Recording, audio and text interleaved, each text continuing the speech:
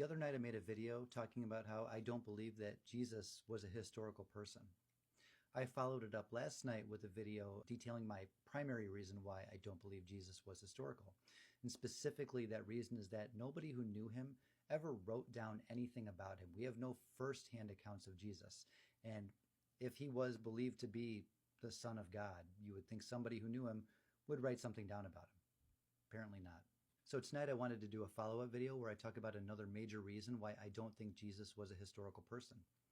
And that is specifically because the entire gospel account, all four gospels, are quite clearly constructed from supposed prophecies that were taken from the Old Testament.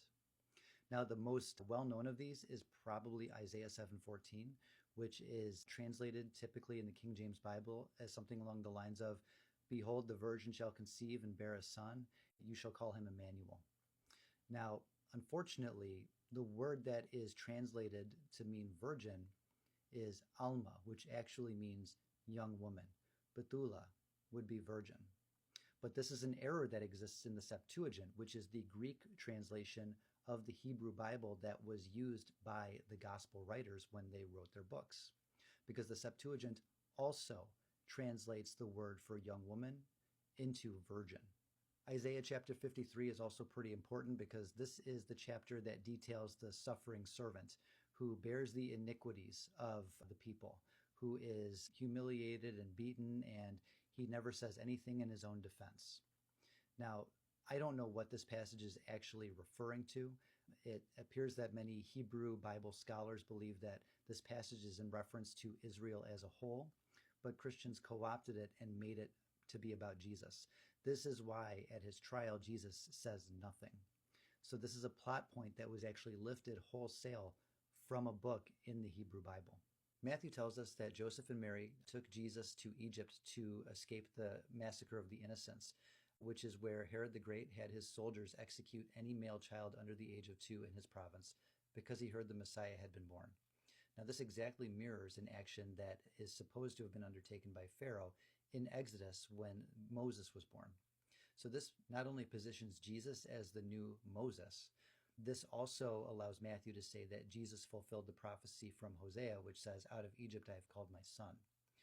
Now, Matthew's is the only gospel that mentions this, and you would think something like the wholesale murder of thousands upon thousands of infants for no reason would have been mentioned somewhere else by somebody else, probably in an official capacity, but no, it's just in Matthew. Another extremely important book for the gospel writers was the book of Zechariah, and I'm going to read a passage from an English translation of the Septuagint, which is the version of the Hebrew Bible that they would have had access to.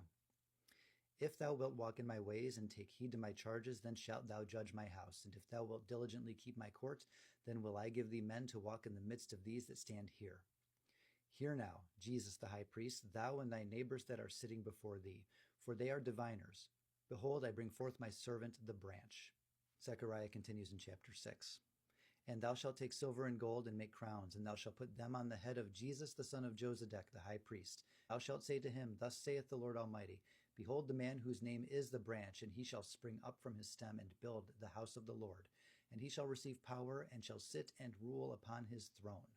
Very clearly, this is a huge influence on the gospel writers, because the version that they had in their hands would have translated this person's name as Jesus, not as the King James Version does, Joshua.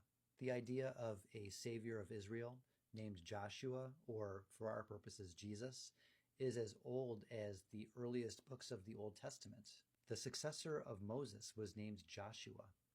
So it's not even like these ideas were new in the time that Jesus was supposed to have lived.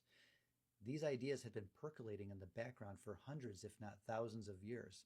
And they finally came out into the open during the oppression of the Roman Empire in Judea.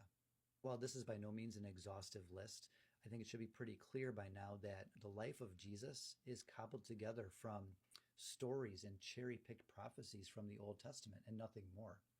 Even if there was a man who inspired Jesus' story in the first place, his memory is so buried and papered over under mounds and mounds of clearly fictional mythology that was designed to create a particular narrative, that it's just the same as if he had never existed at all.